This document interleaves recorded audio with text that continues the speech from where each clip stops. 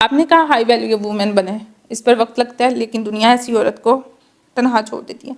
دیکھیے، عورت کو جب شعور ملتا ہے تو وہ صرف آنکھوں سے نہیں، دل و دماغ سے بھی دیکھنے لگتی ہے، اور جب دیکھنے لگتی ہے تو بولتی ہے، جب بولتی ہے تو سوال اٹھاتی ہے، اور جب سوال اٹھاتی ہے تو معاشرے کی بنیادیں ہلنے لگتی ہیں۔ یہی وہ مقام ہے جہاں تعلیم یافتہ عورت کے لیے تنہائی شروع ہوتی ہے۔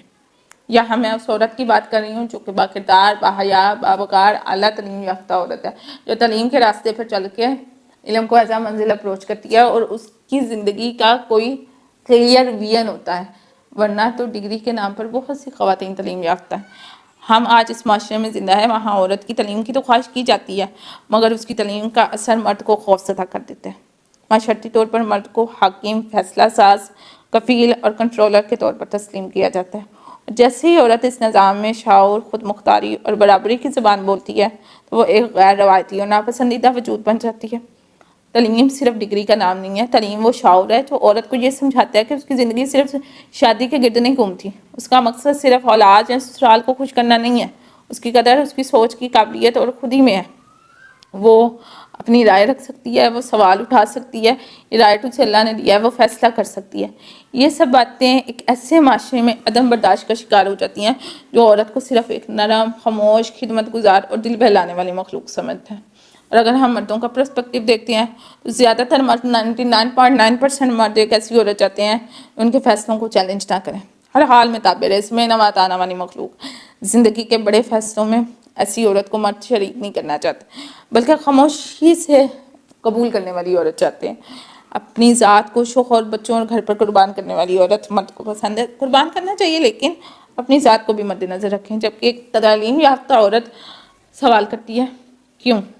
رائے دیتی ہے، میرے خیال میں یہ میرا پرسپیکٹیو ہے، ترجیح دیتی ہے، میرے خود ہی سب سے پہلے کہتی ہے کہ مجھے ایکوالٹی چاہیے، برتری نہیں چاہیے، کیونکہ اسلام نے ایکوالٹی دی ہے۔ جہاں پر بات آتی ہے مرد کے حاکم اور قوام ہونے کی، تو بے شک اللہ نے اسے حاکم اور قوام بنایا معاشی میدان میں عورت کو پروٹیکٹ کرنے کے لیے، ورنہ تو اللہ کا قرآن ہر جگہ کہہ رہا ہے عمل کرنے والی کو عورت ہے خواہ مرد ہے، دونوں برابر ہیں۔ جب اللہ تعالیٰ نے ہم سفر بنایا، ایک ہی سفر میں دونوں نے ساتھ چلنا ہے، ایک ہی گاڑی کے دو پہیے ہیں، ایک آگے دوسرا پیچھے، کیسے ہو سکتا ہے؟ یہ رویہ جو کہ کسی ہیلتھی ریلیشن شپ کی بنیاد ہو سکتا ہے، ہمارے مردوں کے لیے خطرہ بن جاتا ہے۔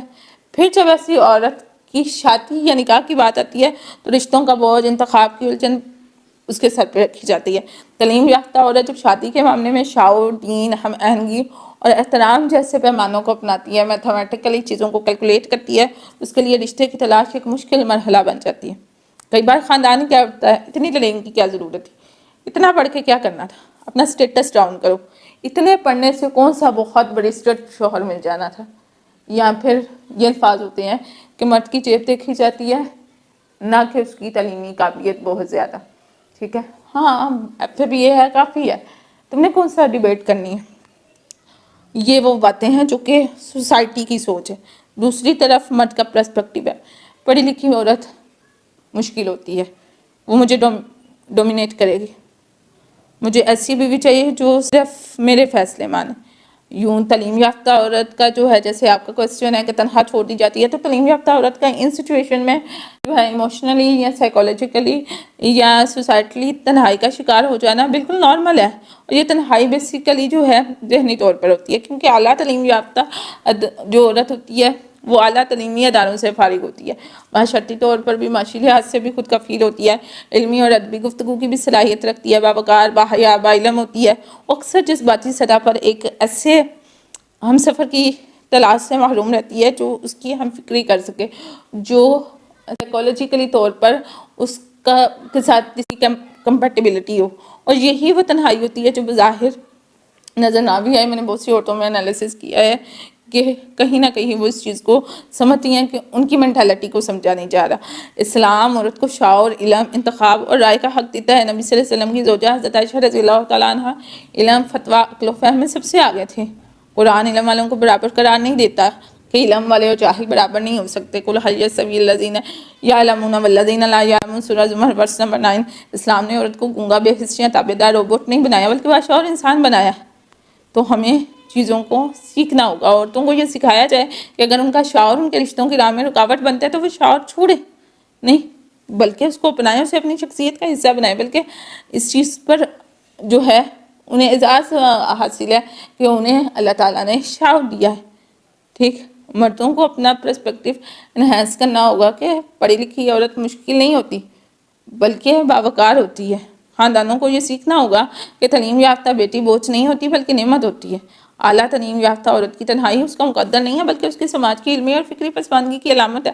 اس عورت کو تو معاشرہ قائد بننے دے، شریک حیات نہ صحیح، وہ اکیلی صحیح مگر کمزور نہیں ہے، کیونکہ علم عورت کو صرف پڑھاتا نہیں ہے، اس کے قدموں کو ایک جلا دیتا ہے، اور وہ جلا ایک دن اس دنیا کو بھی روشن کر سکتی ہے جس میں آپ لوگ رہتے ہیں. تو بہت سی اعلیٰ تعلیم یافتہ سمجھدار باصلاحیت خواتین اپنی زندگی میں تنہائی، سماجی غیر مقبولیت اور ازدواجی ناکامی کا شکار نظر آتی ہیں. سوال یہ ہے کہ آخر کیوں؟ تو سب سے پہلے تو مرد کی تربیت کی ضرورت ہے. زیادہ تر معاشروں میں مرد کی تربیت طاقت، کنٹرولر، فیصلے کی سوچ کے گرد گھومتی ہے، جبکہ عورت کو فرما بردار، نرمی، پیروی کرنے والی، دل بہلانے والی علامت بنایا گیا.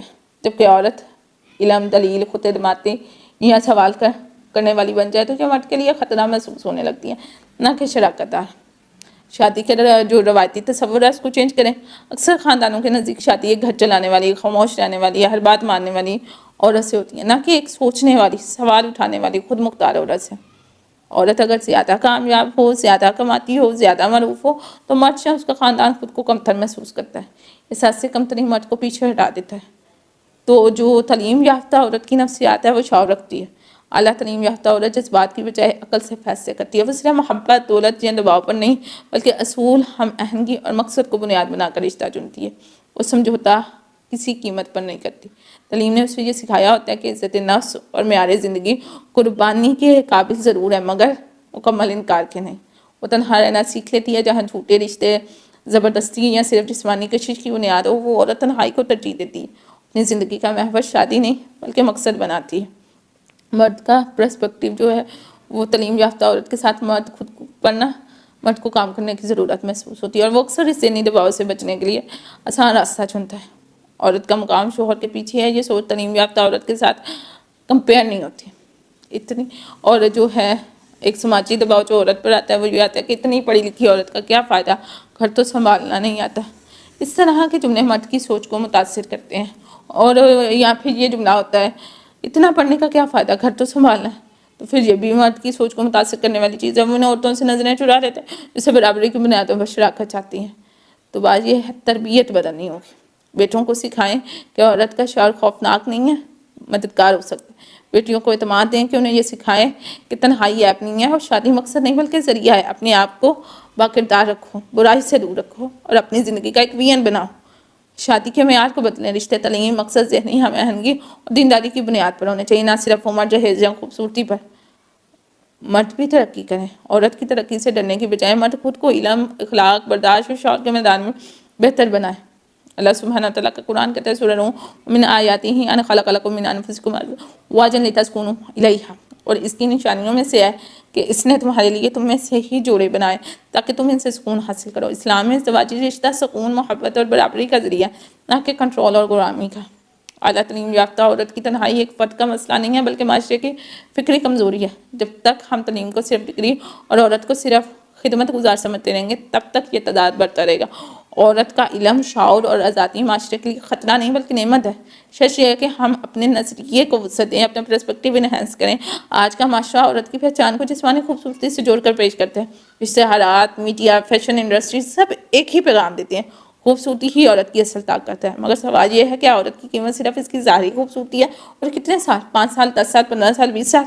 قابلیت تو ہمیشہ رہتی ہیں. اس کا اصل حسن اس کے وقار، کردار اور مضبوطی میں پوشیدہ ہے. قرآن کریم میں عورت کو ایک محفوظ پھول اور قیمتی امانت قرار دیا ہے.